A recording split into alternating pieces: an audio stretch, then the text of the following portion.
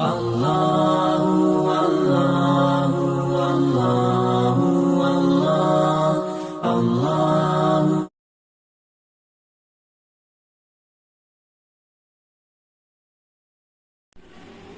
السلام علیکم ورحمۃ اللہ تعالی وبرکاتہ۔ لک الحمد یا اللہ، الصلاۃ والسلام علیک یا رسول اللہ صلی اللہ تعالی علیہ وسلم۔ معزز ناظرین و سامعین، اللہ تبارک و تعالی قرآن پاک میں ارشاد فرماتا ہے، حامیم والکتاب المبین، اس واضح کتاب کی قسم، انا انزلناہ فی لیلۃ مبارکہ، بے شک ہم نے اس کو برکت والی رات میں نازل فرمایا۔ انا کنا منذرین، بے شک ہم ڈرانے والے ہیں۔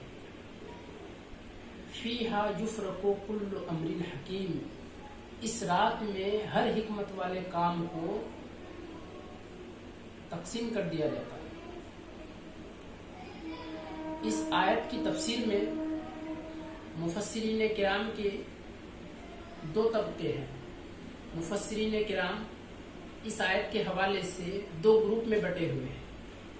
ایک گروپ جس میں اکثریت ہے، اس کا کہنا ہے کہ یہ آیت شب قدر کے حوالے سے نازل ہوئی ہے۔ ایک طبقہ ہے جس میں اقلیت میں مفسرین کرام ہیں، ان کا کہنا ہے کہ یہ آیت شعبان کے 15ویں شب کے حوالے سے نازل ہوئی ہے۔ بہرحال حضرت اکرمہ فرماتے ہیں اس آیت کے حوالے سے کہ یہ آیت شعبان کی 15ویں تاریخ کے تعلق سے نازل ہوئی ہے، کیونکہ اللہ تبارک و تعالی پورے سال کے معاملات کو متعین فرما دیتا ہے، اور اس میں زندوں کے نام کو مردوں کے نام سے لکھ دیا جاتا ہے، اور حج کرنے والوں کا نام لکھ دیا جاتا ہے۔ اس میں نہ کوئی کمی کی جاتی ہے نہ کوئی زیادتی۔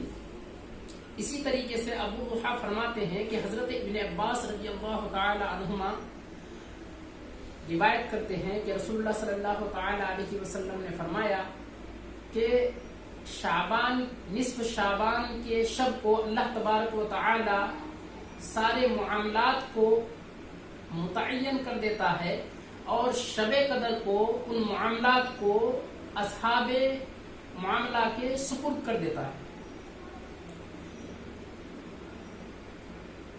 15ویں شعبان کے حوالے سے ترمذی شریف کی حدیث کو سماعت کرے۔ اور ایک بات میں آپ کو بتانا چاہوں گا کہ کچھ لوگ 15ویں شعبان کی فضیلت کے منکر ہیں اور اس کو بدعت کہتے ہیں، اور کہتے ہیں کہ اس تعلق سے کوئی صحیح احادیث نہیں مروی ہے۔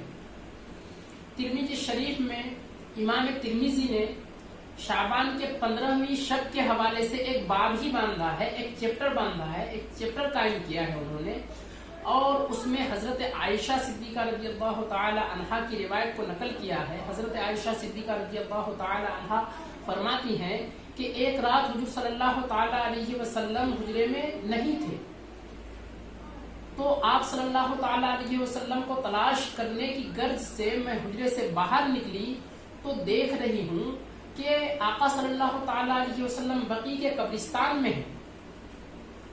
آپ صلی اللہ تعالی علیہ وسلم فرماتے ہیں کہ کیا تم کو اس بات کا خوف لاحق ہوا تھا کہ اللہ اور اس کے رسول تم پر ظلم کریں گے؟ میں نے عرض کیا، یا رسول اللہ، مجھے اس بات کا گمان ہوا تھا کہ شاید آپ دوسرے اجواز کے حجرے میں تشریف لے گئے ہیں۔ آپ فرماتے ہیں کہ بے شک اللہ تبارک و تعالی 15 شعبان کے شب کو آسمان دنیا کی طرف نازل ہوتا ہے، متوجہ ہوتا ہے، اور لوگوں کے گناہوں کو قبیلہ کلب کے بکریوں کے بالوں کی تعداد سے زیادہ لوگوں کے گناہوں کو معاف فرماتا ہے۔ اسی طریقے سے ایک اور روایت ہے، سنن ابن ماجہ کی روایت ہے، یہ تو ترمذی شریف کی روایت ہے، سنن ابن ماجہ کی روایت ہے۔ حضرت علی رضی اللہ تعالی عنہ فرماتے ہیں کہ روایت کرتے ہیں کہ حضور صلی اللہ تعالی علیہ وسلم نے فرمایا کہ جب نصف شعبان کے شب کو تم لوگ قیام کرو اور دن کو روزہ رکھو، کیونکہ غروب شمس سے ہی اللہ تبارک و تعالی آسمان دنیا میں نازل ہوتا ہے، آسمان دنیا کی طرف متوجہ ہوتا ہے اور لوگوں سے کہتا ہے کوئی بخشش طلب کرنے والا کہ میں اس کو بخش دوں، ہے کوئی مغفرت طلب کرنے والا کہ میں اس کی مغفرت کر دوں، ہے کوئی رزق طلب کرنے والا کہ میں اس کو رزق عطا کروں، ہے کوئی مصیبت غمزدہ پریشانی میں مبتلا آدمی کہ اس کو میں پریشانی سے نجات عطا فرماؤں. یوں ہی پکارتے رہتا ہے اللہ تبارک و تعالی یہاں تک کہ فجر طلوع ہو جاتی ہے. اسی طریقے سے حضرت ابو موسیٰ اشعری رضی اللہ تعالی عنہ حضور صلی اللہ تعالی علیہ وسلم سے روایت کرتے ہیں، حضور صلی اللہ تعالی علیہ وسلم نے فرمایا جب نصف شعبان کی شب ہو تو اللہ تبارک و تعالی آسمان دنیا کی طرف نازل ہوتا ہے اور کہتا ہے کہ ہے کوئی بندہ جو میں اس کی مغفرت کر دوں، اور اس میں سوائے مشرک اور فاحشہ عورت کے سارے لوگوں کو اللہ تبارک و تعالی بخش دیتا ہے. اسی طریقے سے ایک روایت ہے،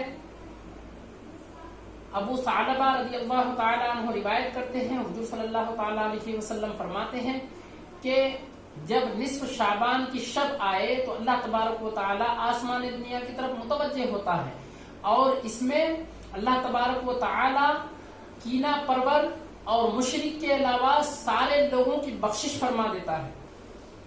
اس طریقے سے متعدد روایتیں ہیں جس میں اللہ کے رسول صلی اللہ تعالی علیہ وسلم نے کہیں پر حسد کرنے والے کے تعلق سے، کہیں پر کینہ پرور کے تعلق سے، کہیں پر زانی اور زانیہ کے تعلق سے، کہیں پر قطع تعلق کرنے والوں سے یعنی رشتہ توڑنے والوں سے، کہیں پر ماں باپ سے رشتہ توڑنے والوں کے تعلق سے فرمایا ہے کہ ان لوگوں کی مغفرت کے علاوہ اللہ تعالیٰ سارے لوگوں کی مغفرت فرما دے گا. لیکن کچھ لوگ اس پر اعتراض کرتے ہیں کہ یہ ساری حدیثیں، جتنی بھی حدیثیں 15 شعبان کی شب کے حوالے سے ہیں، ضعیف ہیں. تو میں ان کو بتانا چاہوں گا کہ اگر کوئی ضعیف روایت ہو اور متعدد طرق سے اس کو روایت کرنے والے ہیں تو اس حدیث کی ضعف ختم ہو جاتی ہے اور اس کو تقویت حاصل ہو جاتی ہے. ضعیف کے درجہ سے وہ حدیث حسن کے درجے کو پہنچ جاتی ہے، بلکہ صحیح غیرہ ہی کے درجے کو پہنچ جاتی ہے. بہرحال اس میں اللہ کے رسول صلی اللہ تعالی علیہ وسلم نے ان لوگوں کے حوالے سے فرمایا کہ ان کی بخشش نہیں ہوگی، باقی سارے لوگوں کی بخشش ہو جائے گی. تو جو لوگ 15 شعبان کی شب میں بیدار رہ کر کے اللہ تبارک و تعالیٰ کی بارگاہ میں توبہ اور استغفار کرتے ہیں، توبہ طلب کرتے ہیں، استغفار طلب کرتے ہیں اللہ تبارک و تعالیٰ کی بارگاہ میں، تو ان لوگوں کے لیے بڑی خوشخبری ہے. اللہ تعالیٰ ایسے لوگوں سے بڑے خوش ہوتا ہے جو لوگ اللہ تعالیٰ کی بارگاہ میں توبہ کرتا ہے، جو اللہ تبارک و تعالیٰ کی بارگاہ میں استغفار طلب کرتا ہے. اور ایسے لوگوں کے بارے میں توبہ اور استغفار کا ایک الگ چیپٹر احادیث کی کتابوں میں آئی ہے. آپ دیکھ لیجئے احادیث کی کتاب میں باب الاستغفار و توبہ اور استغفار کا ایک چیپٹر ہی قائم کیا ہے. اور حضور صلی اللہ تعالیٰ علیہ وسلم سے متعدد روایتیں ہیں. آپ دیکھ لیجئے ان ابی ہریرہ قال قال رسول اللہ صلی اللہ علیہ وسلم واللہ انی لاستغفر اللہ واتوب الیہ فی اليوم اکثر من 70 مرہ. حضور صلی اللہ تعالی علیہ وسلم ایک دن میں 70 سے زائد مرتبہ توبہ اور استغفار پڑھا کرتے تھے اللہ تعالیٰ کی بارگاہ میں. اسی طریقے سے ایک روایت ہے جس میں حضور صلی اللہ تعالی علیہ وسلم کے بارے میں ہے کہ دن میں 100 مرتبہ حضور صلی اللہ تعالی علیہ وسلم استغفار طلب کیا کرتے تھے. اسی طریقے سے قرآن پاک کی آیت ہے یا ایھا الناس توبوا الی اللہ توبۃ نصوحا، اور اس طریقے سے متعدد روایتیں ہیں.